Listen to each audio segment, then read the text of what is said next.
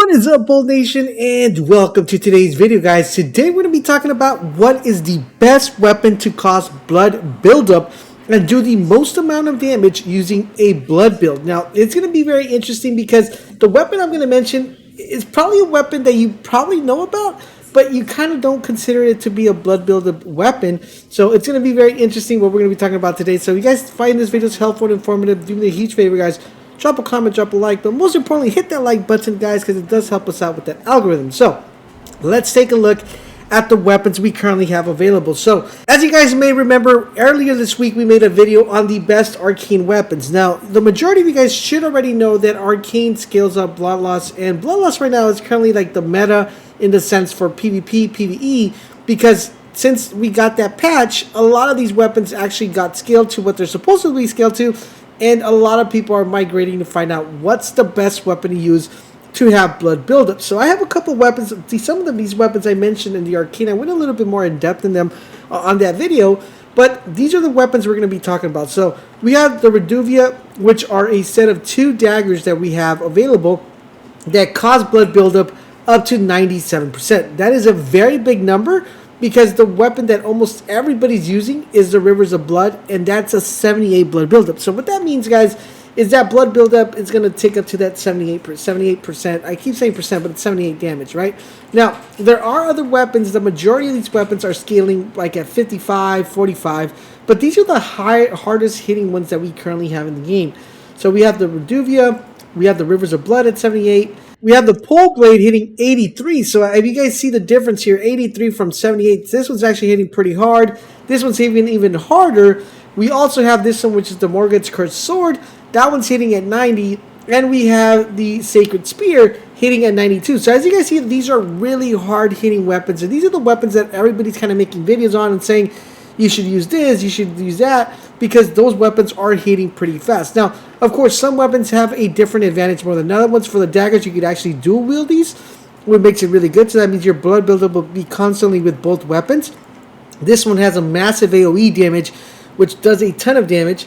And this one is actually pretty good because it has iframe. So when you're hitting someone and you're in your animation, you're not getting hit. And even if you get hit, it doesn't count towards you because that animation kind of cancels it out. And of course, the Rivers of Blood is everybody's favorite. But what would you guys say if I told you that none of these weapons are the main best blood build weapon there currently is in the game? Now, I know what you guys are saying, Arcane Laser, if those are not the weapons, the best ones, which is actually the best weapon? There's actually 2 weapons. One that some people are talking about, another one that not a lot of people are talking about, but I'm going to actually mention you guys a weapon that kind of blows those other weapons out of the water, and that is going to be this one right here, guys, called the Blood Cross Naginata. Now, this particular one is a really amazing weapon, and it does 115 blood damage buildup, which is amazing. It's one of the hardest hitting ones there currently in the game. This is a mix between a spear and a katana, and what makes this weapon really good is that it scales off arcane, strength, and dexterity, making it really good for a blood build. Now, how exactly do we get that max amount of damage? Of course, in order for us to get that max amount of damage, we actually have to apply the Ash of War, the Supuku, to make it even hit harder. But the main thing, guys, we want to make sure we have that constant blood buildup. So let's go ahead and bring this weapon out.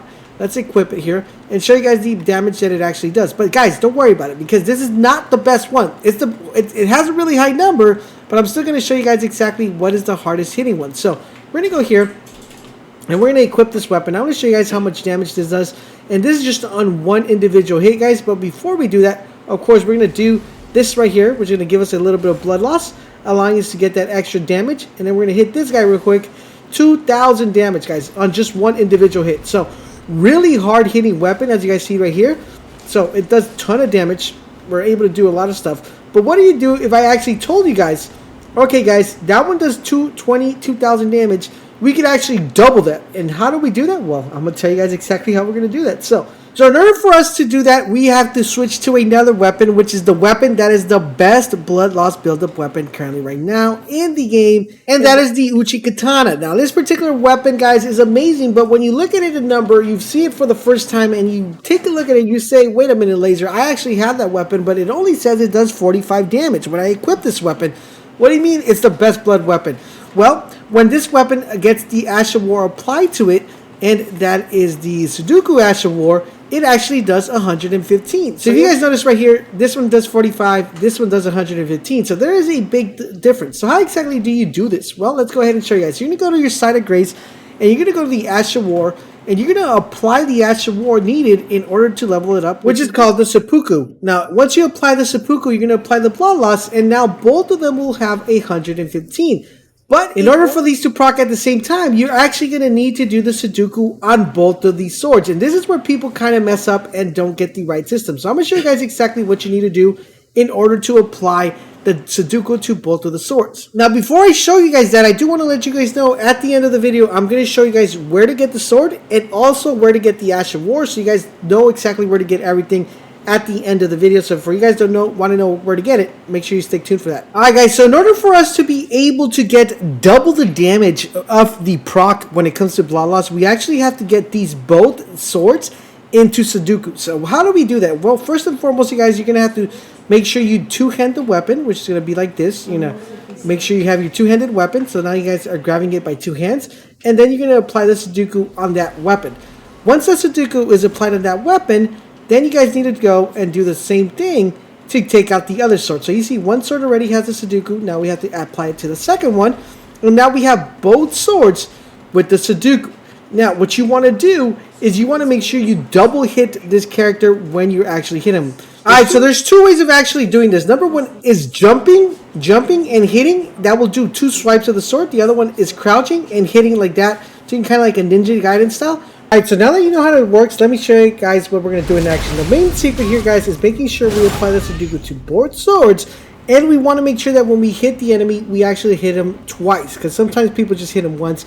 Now, the secret here, guys, is making sure that you're getting that blood proc every single time. Now, in order to get that blood proc, once you have the Sudoku applied, it will automatically get that blood loss, and the main secret here is making sure you hit him twice. So, as you see, guys, I'm going to approach him, jump, hit him twice, and it almost does 3,000 damage, doubling the damage we did when we were just doing it regularly. As you guys see there, guys, it does double the damage now because both weapons have that affinity applied to them. So that's what makes this build really powerful, and that's why this particular weapons are the best blood build weapons currently right now in the game. Now you would think the other weapons would be the ones that would actually be dominating, but no, guys, these are actually the ones that dominate the most, as long as you guys apply the Sudoku, since unfortunately you can't apply it on the other weapons, you can only apply it on certain weapons.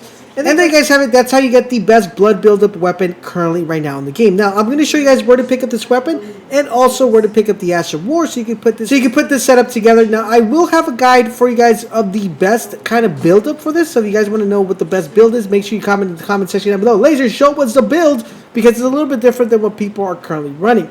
Thank you guys for watching. Enjoy the rest of the video, and I'll talk to you guys later. Alright guys, so in order for you guys to get these katanas, you have to go to the Saint Bridge. And what I love about these katanas is that you're actually able to get them really early in the game, like I said before. And you're able to get this for early game, end game builds, which makes it amazing. So we're going to be heading to this catacombs. Now I know a lot of people have shown where these kind of katanas are at, but no one actually shows you how to get there. Everybody just shows you inside already the area. And I know a lot of you guys in the comment section have been saying, like, how come no one shows how to get this? So I wanted to show you guys exactly how to get to these particular area in the map, so you guys can easily go there. So you're going to notice that there's going to be this little door right here. We're going to get off our horse, and we're going to enter the catacombs. So we're going to open this up real quick. And what makes this awesome is the fact that you don't have to go and kill anybody. Like, when I mean you don't have to go kill anyone, it's like you don't have to kill a boss in order for you guys to be able to get these katanas. These are actually just laying in the ground, which makes it really amazing. So, alright, so once you guys hit that grace point, what you want to do is just keep going forward, guys. And please follow what I do, because this is easily going to be missable if you guys don't follow what I do. So you're going to notice that there's this door here. It's probably going to be closed for you if guys, this is the first time you come here. What you want to do is you want to come down this area, and you're going to work your way down these steps. As soon as you get down the steps, turn in here, and then you're going to make a left into this door that appears not to be a door. Just keep going straight down this hallway, and then you're going to make another left, which is going to be right here. And as soon as you make this left, there's going to be a dead body right here in front of you. Pick that up, and that's going to give you the Uchigaatana Katana. Now, if you guys want to know how you can actually get 2 of these, and want to get 2 of these because you only have 1, make sure you guys head over to our Discord. We're trying to organize it as fast as we possibly can, and we're going to be having a day we're going to be dropping items for you guys. We'll probably be streaming it as well But we just want to see how many people need what, so we could get everything in order. So head on over to Discord, just put in what you want, so that way we know what day we could actually organize and get this stuff, kind of duplicated for you guys as fast as we possibly can. All right, so now that you're done with that, now let's move on to the next stuff that you need to get. Alright, so the next item that you really need to get, guys, in order to make this build work, of course, guys, is the Supuku Ash of War. Now, this is what's going to make this build stand out more than any of the other builds, due to the fact that this is going to give you a ton of damage. So, you're going to be located in the Freezing Lakes, so it's pretty far into the game. I'm going to say like maybe I'm going to say like about 60% into the game you should get to this area. Theoretically, you could skip the majority of these parts without doing a lot of quests, but you could get here pretty fast, as you get through the game. So the Freezing Lakes, what you want to do, guys, is you want to hit straight on the Freezing Lakes. So let's go ahead and call it our torrent. And what you guys are going to be looking in is you're going to be looking for some invisible footsteps. And you're probably wondering, what's your main laser? Yeah, so for those of you who might be new to the game, you guys know that there are enemies that are roaming around the streets, the ice, everywhere, that leave a little bit of dusty particles or white little particles, which if you were watching the video, you sound pretty faintly there. So you guys see right here, there is something moving here that we cannot figure out exactly what it is, because it's kind of invisible. So what you want to do is just look at the pattern and get into a position where you think he's coming.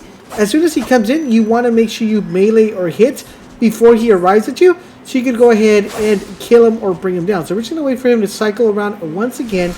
And then we're going to hit him, and as you see, as soon as we hit him, guys, he drops the Ash of War, the Supuku. Now, the Supuku is extremely important for this build, and you have to get this in order for me to make this build together. So, now we got the two main items. Let's go ahead and talk about the builds and what else you're going to need to make this even better.